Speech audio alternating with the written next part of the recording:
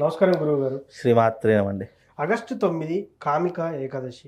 ముఖ్యంగా కామిక ఏకాదశి రోజున ఏం చేస్తే మనకు ఎటువంటి ఫలితం ఉంటుందంటారు? తప్పకుండా తెలియజేస్తాను. ముందుగా వీక్షిస్తున్న ప్రేక్షకులందరికీ శ్రీమాత్రే నమః, శ్రీ గురుభ్యో నమః.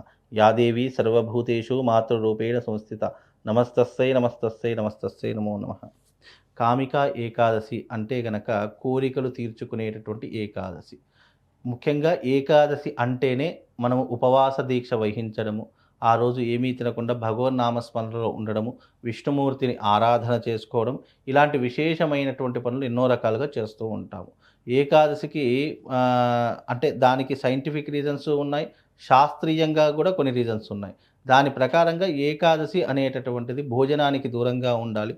ఆ రోజు మామూలుగా మధుమాంసాలకు దూరంగా ఉండాలి. అలాగే సాత్వికమైనటువంటి ఆహారం తీసుకోవాలి. భగవన్నామస్మరణలో ఎక్కువగా ఉండాలి అనేటటువంటిది ఏకాదశి యొక్క ప్రధానమైనటువంటి ఉద్దేశం. చాలామంది ఏకాదశి అనే పేరుతో అనేక రకాలుగా అంటే మామూలుగా పాలు, పళ్ళు ఇలాంటివి సాత్వికమైనటువంటి ఆహారము, లేదు మనకి ఏదైనా ఇబ్బంది ఉంది, లేదంటే ఏదైనా రోగాలు ఉన్నాయి, లేదంటే ఏదైనా బీపీ, షుగర్లు ఇలాంటివి ఉన్నాయంటే సాత్వికమైనటువంటి ఆహారం షాబుదానా అని చెప్పేసి ఉంటుంది. అది తీసుకోవడం, ఇలాంటివి తీసుకోవాలి తప్ప ఉపవాసం అనేటటువంటి పేరుతో చాలామంది టిఫిన్లు చేయడము, ఇడ్లీలు, వడలు తినడము, లేదు అని అంటే కనుక ఇతర ఆహారాలు తీసుకోవడము, ఇలాంటివి చాలా మటుకు అది ఉపవాసం కిందికి ఎప్పటికీ రాదు. ఉపవాసము అనేటటువంటిది ఎందుకు చేయమన్నారు అంటే గనక నువ్వు 15 రోజులకు ఒకసారి మనకి ఏకాదశి వస్తుంది. మనకు పౌర్ణమికు ముందు వచ్చేటటువంటి, అమావాస్యకు తర్వాత వచ్చేటటువంటిది ఏకాదశి. మనకు నెలలో 2 ఏకాదశులు వస్తాయి. నెలలో కనీసం 2 రోజులైనా ఉపవాస దీక్ష వహిస్తే గనక రోగ నిరోధక శక్తిని పెంచుకోవచ్చు. అలాగే మనం తీసుకున్నటువంటి ఆహారం ఏదైతే జీర్ణం అవుతుందో ఆ జీర్ణ వ్యవస్థలో ఒకరోజు నువ్వు కనుక ఆహారం తీసుకోకపోతే ఆ జీర్ణ వ్యవస్థ నీకు వృద్ధిలోకి వస్తుంది. జీర్ణ వ్యవస్థ అనేటటువంటి నీకు సక్రమంగా పనిచేస్తుంది అనేటటువంటి ఉద్దేశంతో సైంటిఫిక్గా కూడా ఈ యొక్క రీజన్స్ ఏకాదశి రోజున ఉపవాసం ఉండడం చాలా విశేషమని చెప్పింది. అలాగే ఏకాదశి అనేటటువంటిది కూడా ఒక మహత్తరమైనటువంటి విష్ణుమూర్తి నుంచి ఉద్భవించినటువంటి మాతృమూర్తి ఏకాదశి. ఆమె పేరు ఏకాదశి.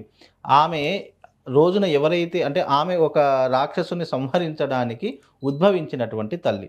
కాబట్టి ఈ ఏకాదశి రోజున ఎవరైతే ఉపవాసం ఉంటారో నా యొక్క సంపూర్ణమైనటువంటి అనుగ్రహాన్ని పొందుతారని విష్ణుమూర్తి ఏకాదశికి వరం ఇచ్చినటువంటి రోజు కూడా. అందుకే నెలలో 2 ఏకాదశులు వస్తాయి. ఈ నెలలో 2 ఏకాదశుల రోజున నువ్వు గనక ఎవరైతే ఉపవాసం ఉంటారో వాళ్లకు దైవానుగ్రహంతో పాటు నీ ఆరోగ్యం కూడా సక్రమంగా ఉంటుంది.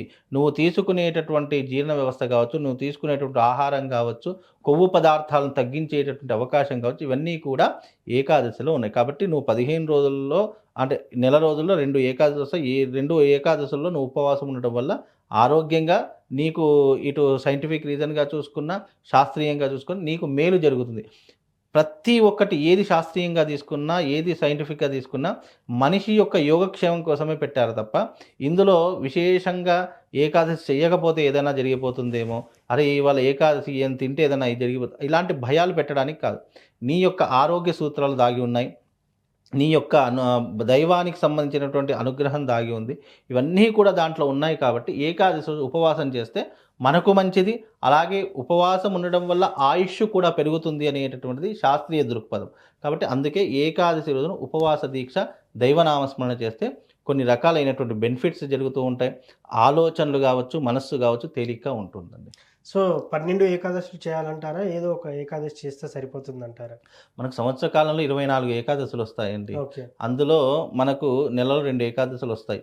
ఏకాదశి ఉపవాసం ఉండమన్నారు కానీ వాళ్ళు ఎన్నిసార్లు ఉంటారనేది వాళ్ళ యొక్క వ్యక్తిగత విషయం తప్ప ఇక్కడ ఏంటి అంటే ఏకాదశి రోజే కాదు, నీవు వారంలో ఒక్కరోజు తప్పకుండా ఉపవాసం ఉండాలి. చాలామంది చూసుకుంటే గనక శనివారము వెంకటేశ్వర స్వామి మీద ఉపవాసం ఉంటుంటారు, శుక్రవారం వస్తే అమ్మవారి మీద ఉపవాసం అంటూ ఉంటారు, కొంతమంది ఇంటి దేవుడి మీద ఈరోజు మా ఇంటి దేవుడు అంటే అందుకే ఉపవాసం ఉన్నాను అంటారు, కొంతమంది జాతక రీత్యా ఈ రోజు ఉపవాసం ఉంటే నాకు మంచి జరుగుతుంది అని చెప్పేసి ఉపవాసం ఉంటారు.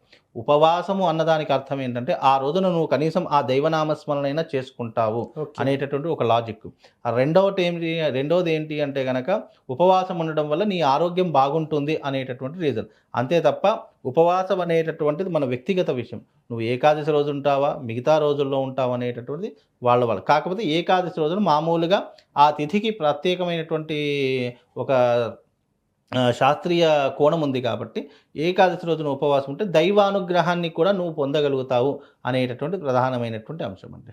సో ముఖ్యంగా ఆ రోజు చదవాల్సిన ప్రత్యేకమైన మంత్రాలు, శ్లోకాలు ఏమైనా ఉన్నాయంటారా? ఉంటాయండి. ఏకాదశి రోజున విష్ణుమూర్తిని ఆరాధన చేసుకోవాలి. హ్మ్. అలాగే విష్ణుమూర్తి కావచ్చు, వెంకటేశ్వర స్వామి కావచ్చు, కృష్ణుడు కావచ్చు, ఆ దశావతారాల్లో ఏ ఒక్క అవతారమైనా సరే ఆ యొక్క అవతారాన్ని మనం దర్శించుకోవడము లేదా పూజించుకోవడము, తులసీ దళాలు సమర్పించడము, తులసి అర్చనలు చేయడము, ప్రత్యేకంగా విష్ణు సహస్రనామ పారాయణం చేయడము, ఇవి చాలా విశేషమైనటువంటి పుణ్యఫలితాలను మనకు అందజేస్తుంది. కాబట్టి ఆ రోజున తప్పకుండా శ్రీరామ రామ రామేతి రమే రామే మనోరమే సహస్రనామ తుల్యం రామనామ వరాననే అనే మంత్రం చదువుకున్న, అలాగే విష్ణుమూర్తికి సంబంధించినటువంటి సహస్రనామాలు చదువుకున్న, యత్ర యోగేశ్వర కృష్ణో యత్ర పార్థో ధనుద్రః తత్ర శ్రీ విజయోర్భూతిర్ ధ్రువాణి తిరుమ అనేటువంటి మంత్రం చదువుకున్న విశేషమైనటువంటి పుణ్య ఫలితాలు కలుగుతాయండి. So thank you sir. Kamika Ekadashi రోజున ఎటువంటి విధి విధానాలు పాటించాలని తెలియజేశారు. చక్కగా తెలియజేశారు. ధన్యవాదాలు. శివ